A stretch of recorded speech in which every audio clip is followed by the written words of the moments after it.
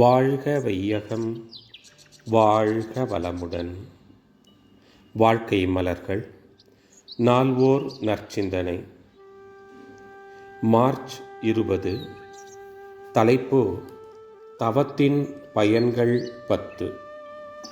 1. மனித வாழ்வின் பெருநிதியாகிய கருமையத்தை தூய்மையாகவும் வலுவுடையதாகவும் அமைதியும் இன்பமும் பெருக்கும் திறன் உடையதாகவும் மேம்பட உதவுகிறது. 2. மனிதனின் இறை உணர்வும் உயிர் விளக்கமும் அறநெறி நின்று வாழும் தன்மையும் உண்டாக்கும். 3. மனதின் விரியும் தன்மை பெருகுகிறது. 4. எண்ணம், சொல், செயல்களில் தவறு செய்யாத விழிப்பு நிலை மேலோங்குகிறது. 5. அறிவின் திறன் கூடி அதன் கிரகிக்கும் சக்தி கூடுகிறது. 6. ஒத்துப்போதல், சகித்து கொள்ளுதல் போன்ற பண்புகள் மலர்கின்றன.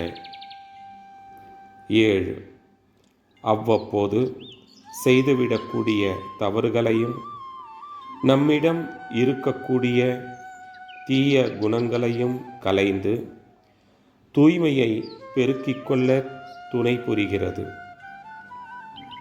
8. ஆக்கப்பூர்வமான செயல்களை ஆற்றுகின்ற திறன் மேலோங்குகிறது. 9.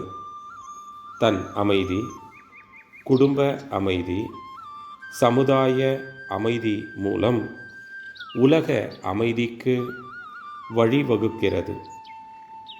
10. நடக்கக்கூடியதையே நினைக்கச் செய்து நினைத்ததையே நடக்கச் செய்கிறது. அருட்தந்தை. வாழ்க வளமுடன். தொடரும்.